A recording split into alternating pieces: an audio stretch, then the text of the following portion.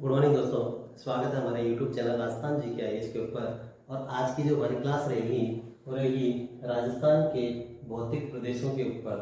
और ये जो टॉपिक है ये ऐसा टॉपिक है जो राजस्थान की सभी प्रतियोगी जो परीक्षाएं होती है, जैसे राजस्थान पुलिस है, पटवार है, वनपाल है, वन रक्षक है, इसमें सभी के अंदर ये पूछा जाता है।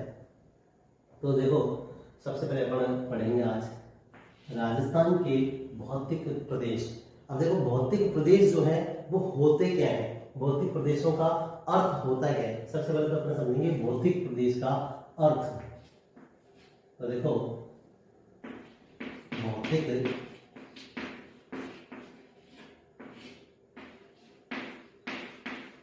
प्रदेश अर्थ, इसका अर्थ क्या होता है? किसी भी भूभाग को उसके धरातलीय बनावट के आधार पर, या अपन कहते हैं किसी भी भाग को धरातलीय बनावट के आधार पर उसका वर्गीकरण करना।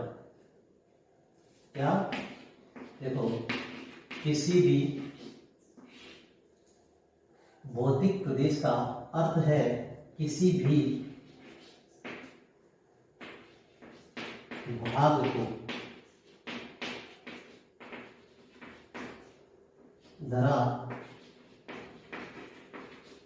धरातलीय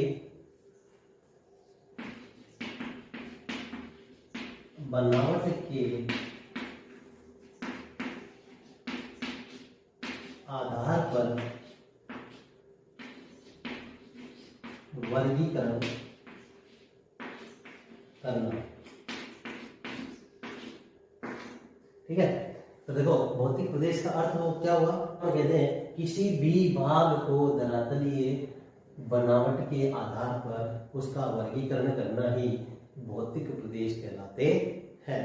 तो अपन बात कर रहे हैं राजस्थान के बारे में। तो राजस्थान के जो भौतिक प्रदेश है उनको अलग अलग भागों में बांटा गया है, जो कि धरातलीय बनावट के आधार पर है या फिर उसको जलवायु के आधार पर भी बांट सकते हैं।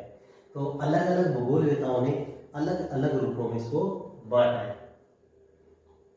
अब देखो, इसमें धरातलीय बनावट कैसे? जैसे मान लो ये राजस्थान का अपना मानचित्र है, ये अपना राजस्थान है, और राजस्थान को इसकी धरातलीय बनावट के आधार पर क्या किया गया है? डिवाइडेड किया गया है, बांटा गया है। ये है अपना राजस्थान। तो इसको इस तरह से देखो, हो सकता है इसमें कई बार क्या होता है, देखो इसमें कहीं ना कहीं मरुस्थलीय प्रदेश है या मरुस्थल है, तो उसको अपन क्या कहेंगे? मरुस्थलीय प्रदेश कहेंगे। कहीं मैदान हो सकता है तो अपन उसको कहेंगे मैदानी भाग, या कहीं मान लो उसको पठार हो सकते हैं तो उसको कहेंगे अपन पठारी भाग कह सकते हैं। ठीक है, कहीं पर्वतीय हो सकता है तो उसको अपन कहेंगे पर्वतीय भाग। ठीक है, तो इस तरीके से क्या हो सकता है? उसको बांटा जाता है, उस क्षेत्र को बांटा जाता है, उस धरातलीय बनावट के आधार पर उसका वर्गीकरण कर दिया जाता है। तो राजस्थान को भी उसकी धरातलीय और जलवायु के जो आधार पर इसका वर्गीकरण किया जाता। हाँ, तो देखो, ये तो था वर्गीकरण। इस तरह से हमारे धरातल की जो बनावट है उसके आधार पर इसका वर्गीकरण किया जा सकता है। तो राजस्थान का सर्वप्रथम जो वर्गीकरण किया गया था भौतिक प्रदेशों के आधार पर, वो किया था वीसी मिश्रा ने। किसने किया था? वीसी मिश्रा ने। तो इसमें लिख देता हूं मैं, राजस्थान का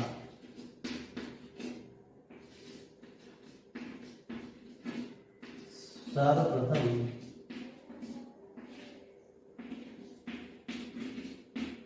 वर्गीकरण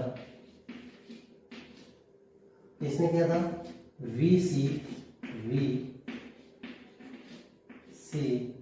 मिश्रा। राजस्थान में जो भौतिक प्रदेशों का वर्गीकरण जो था, सबसे पहले किसने किया था? वीसी मिश्रा के द्वारा किया गया था। और इनकी पुस्तक का नाम था कौन सी पुस्तक में किया था इन्होंने? इनकी पुस्तक का नाम था राजस्थान का भूगोल। राजस्थान का भूगोल। कब किया था? 1968 में। कब किया था? 1968 में। कितने भागों में किया था? भाग थे 7। कितने भागों में किया था? 7 भागों में किया था। तो देखो, राजस्थान का सर्वप्रथम वर्गीकरण वीसी मिश्रा के द्वारा किया गया था भौतिक प्रदेशों का। पुस्तक थी राजस्थान का भूगोल। कब किया था? 1968 में किया था। कितने भागों में किया था? 7 भागों में उन्होंने इसका वर्गीकरण किया। अब ये 7 भाग कौन कौन से थे उनके? देखो, 7 भाग थे। पहला भाग था, देखो यहाँ पे आता है आपका गंगानगर और ये है हनुमानगढ़।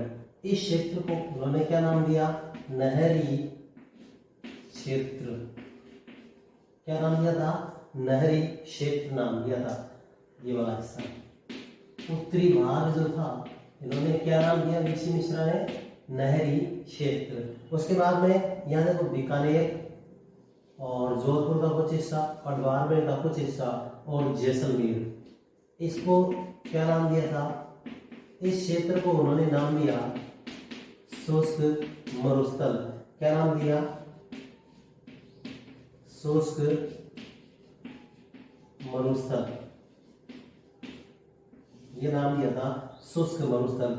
उसके बाद में देखो यहाँ है झुंझुनू और झुंझुनू से एक होते हुए नागौर, नागौर से जालौर तक का जो पार्ट है, इधर का जो हिस्सा है, उसको इन्होंने नाम दिया था, क्या नाम दिया? अर्ध शुष्क मरुस्थल। क्या नाम दिया था? अर्ध शुष्क मरुस्थल।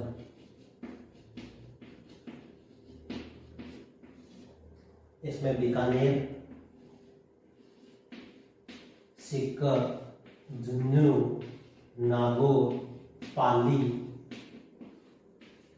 और क्या नाम, सॉरी, जालौर, ये इससे सारे के सारे इसमें आते हैं। तो इसको कौन सा नाम दिया गया था? अर्ध शुष्क क्षेत्र नाम दिया गया। और देखो इस यहाँ पे जालौर, सिरोही, उदयपुर और राजसमंद का जो हिस्सा है, इसको इन्होंने नाम दिया था पर्वतीय क्षेत्र, या अपन कहते हैं अरावली। अरावली पर्वतीय क्षेत्र, ये इन्होंने नाम दिया था। इसमें कौन कौन से जिले आ गए? एक तो था राजसमंद, दूसरा हिस्सा था सिरोही और एक है उदयपुर। इन तीनों को मिलाकर अरावली पर्वतीय क्षेत्र में शामिल किया गया। इसके बाद में देखो यहाँ पे जो ये वाला जो हिस्सा है, इसको नाम दिया उन्होंने पूर्वी मैदान। क्या नाम दिया? पूर्वी मैदान। इसके अलावा आपको पता है जनकाल की पहाड़ियों से जो संबल नदी है वो निकलती है और इधर धौलपुर होती ये जा रही है, तो इसको उन्होंने क्या नाम दिया? चंबल बीहड़। क्या नाम दिया? चंबल बीहड़ प्रदेश या क्षेत्र। उसके बाद में जो ये वाला हिस्सा बच गया आपका दक्षिणी हिस्सा, इस क्षेत्र को वीसी मिश्रा ने दक्षिण पूर्व औद्योगिक प्रदेश, दक्षिण पूर्व औद्योगिक प्रदेश कहा। तो ये थे वीसी मिश्रा के द्वारा बताए गए 7 भौतिक प्रदेश राजस्थान के। तो वीसी मिश्रा ने राजस्थान को 1968 में अपनी पुस्तक राजस्थान के भूगोल में 7 भागों में बांटा था। वो था नहरी क्षेत्र, जिसमें गंगानगर, हनुमानगढ़ का कुछ हिस्सा आता है। इसके बाद में शुष्क मरुस्थल क्षेत्र दूसरा, जिसमें जैसलमेर बीकानेर का हिस्सा, जोधपुर का और बाड़मेर का हिस्सा शामिल किया जाता है। उसके बाद में अर्ध शुष्क मरुस्थल, जो झुंझुनू से लेकर जालोर तक की जो लाइन है सीधी ऐसे नागौर होती थी, इस वाले हिस्से को इसको नाम दिया था अर्ध शुष्क मरुस्थल। इसके बाद में यहाँ पे उदयपुर, राजसमंद और सिरोही का जो हिस्सा बचा, इस क्षेत्र को इन्होंने नाम दिया था अरावली पर्वतीय क्षेत्र। इसके बाद में ये जो नदियों के द्वारा ये पूर्वी मैदान जो है इसको मैदानी भाग कहा गया। चंबल बेसिन जो है, इस चंबल बेसिन का जो क्षेत्र था इसको इन्होंने नाम दिया, जहाँ से चंबल गुजर रही है इसको इन्होंने नाम दिया था पीहड़। चंबल बीहड़ क्षेत्र, बेसिन नहीं कहेंगे, चंबल बीहड़ क्षेत्र ही कहेंगे इसको। इसके बाद में दक्षिणी जो हिस्सा बचा राजस्थान का, इसको इन्होंने नाम दिया दक्षिण पूर्व औद्योगिक प्रदेश। तो इस प्रकार से वीसी मिश्रा ने राजस्थान को 7 भौतिक प्रदेशों में बांटा था, जो कि सर्वप्रथम इनका वर्गीकरण माना जाता है। अब इसके बाद में आता है राजस्थान का वर्तमान भौतिक स्वरूप या भौतिक प्रदेशों का स्वरूप।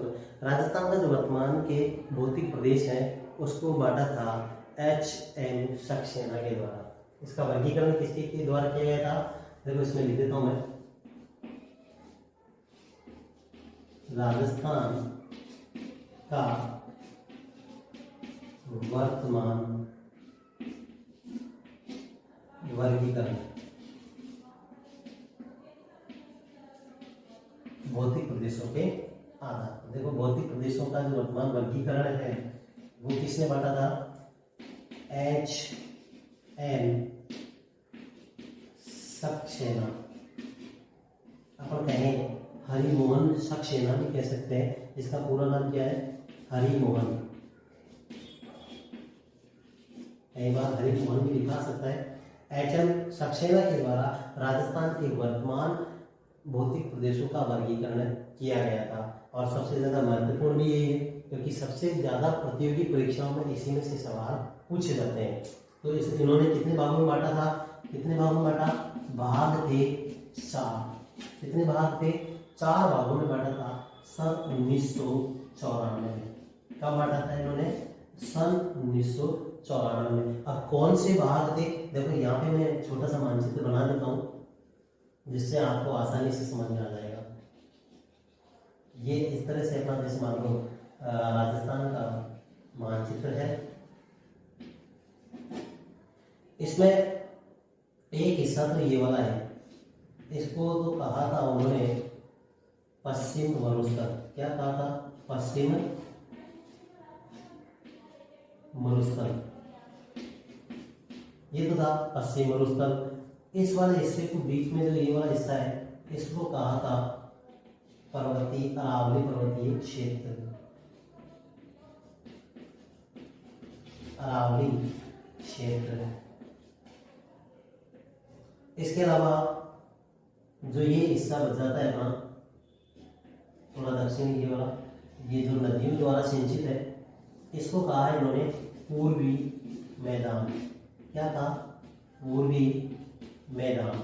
और लास्ट में जो ये वाला हिस्सा बच गया है दक्षिणी वाला, इसको इन्होंने कहा दक्षिण पूर्वी पठार। क्या नाम दिया, तो अपन समझ गए होंगे। तो अब तो राजस्थान का जो वर्तमान वर्गीकरण है HM सक्सेना के द्वारा 1994 में 4 भागों में बांटा गया था। 4 भागों में इसको डिवाइड किया गया था। एक भाग तो था पश्चिम मरुस्थल, दूसरा भाग था ये वाला अरावली क्षेत्र, एक है पूर्वी मैदानी भाग और एक था दक्षिण पूर्वी पठार। तो हम इसके बारे में आगे चर्चा करेंगे, अगले वाले वीडियो में चर्चा करेंगे। तो आपको ये वीडियो कैसा लगा, अगर अच्छा लगा है तो उसको लाइक करें, शेयर करें, और आप नए हो हमारे चैनल पर तो उसको सब्सक्राइब जरूर करें।